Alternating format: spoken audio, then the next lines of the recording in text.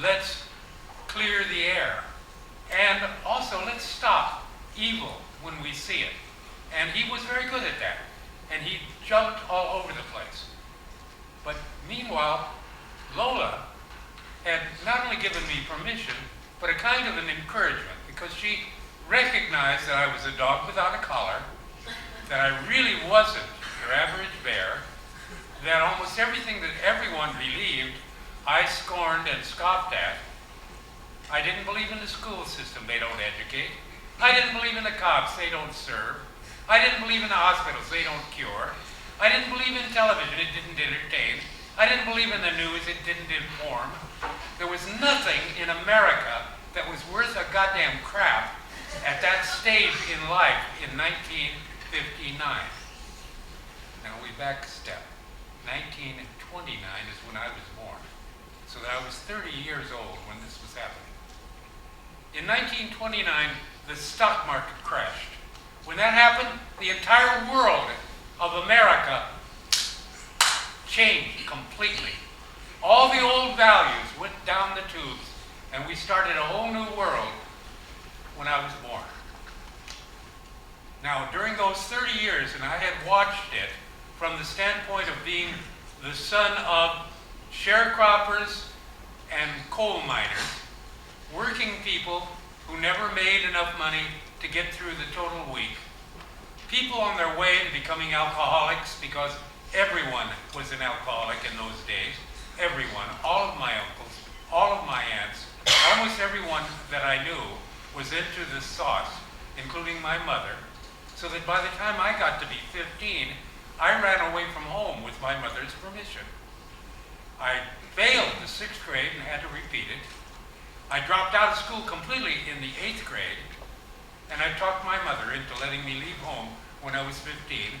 And from the time I was 15 to the time I was 17, shining shoes in a shoe shine parlor and getting tips to pay for a $6 a week room and a $3 a week meal ticket, so that I could have one place a day where I could go and eat without worrying about spending any money. Now we're back in 1959. In October, where is everybody? October, November, December. On January the 1st, came the 4 of us are dying. Like 2.5, 3 months after the inauguration of the show, Rod had bought my story, transformed it into his story, and showed it on the air with me and Charles Beaumont and Richard Matheson and William F. Nolan and John Tomerlin and Helen and Ruth and the wives, Lola, the kids, jammed in a little 12 by 18 living room with me sitting on the floor watching the tube, fearful that this guy has done something to screw up what I think is a lovely little story, because that could happen. And I could, instead of the triumph of the evening, I could be the laughingstock. And we all watched it. And when it was over, everybody looked at me with new eyes. My God, George, what the hell? This is real. And I realized, and Lola realized, that I could learn how this magic act was done of writing TV. So I set out to do it. Along the way, I learned how to be a man. I learned about honor. I learned about integrity. I learned about courage. I learned how to stand up and speak out against things I didn't like. I stopped being cringing. I stopped being intimidated by others.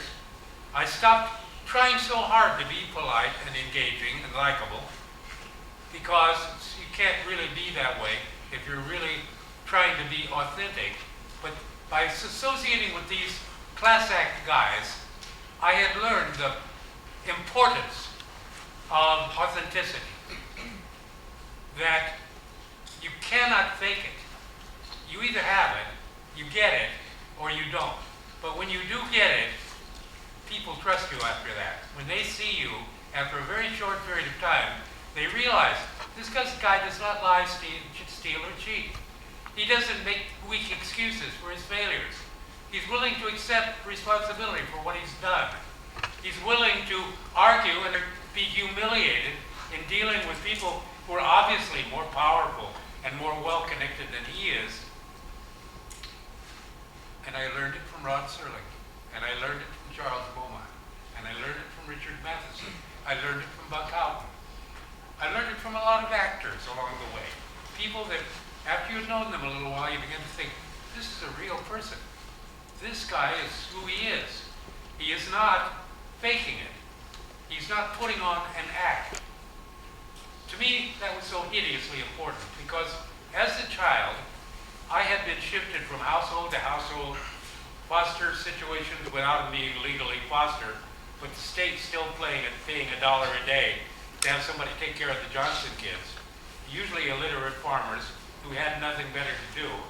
And so I found myself in some very awkward positions as a waif, as a loser, as a cast-off person, as a along that way I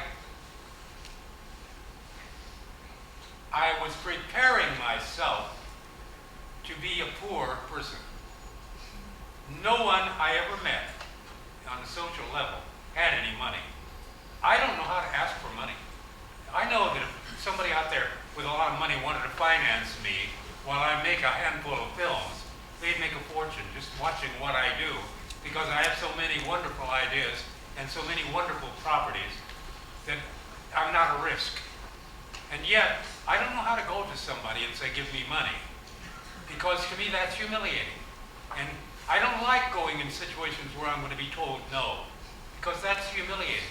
No matter if they say, oh, it's because my wife just died, that's the reason. I know it's a good reason too, but it doesn't make me feel better. I still feel like there's something wrong with me, so I never learned to ask for things. I always hoped, but I never learned to ask. And so I'm still to this very day looking at what I have accomplished and beginning more and more to believe in the destiny model of the universe, where I was born to do what I do. That nobody else out there can do my act. That whatever it is, my not only willingness, but my enthusiasm for standing out rather than fitting in, for telling the truth rather than the easy lie, or being blunt in certain situations, in deciding things for myself rather than what the law wants. No, it's what I believe. Like they talk about keeping marijuana away from children. God, those are the people you want to give it to. Seriously.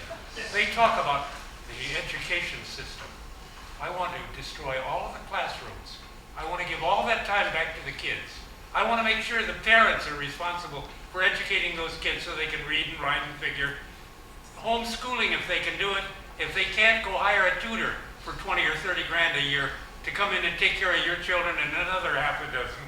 And make it an apprentice program and not pupils sitting in a barren, sterile little box with no information cross-flow except in one direction, and boredom to the max with everything they're doing, and resentment to the max of everything they're doing, because I found the school system abominable. Is there a harsher word? Excruciatingly bad. The attitudes of the teachers, their thoughts about themselves. I am an educator. What does that word mean?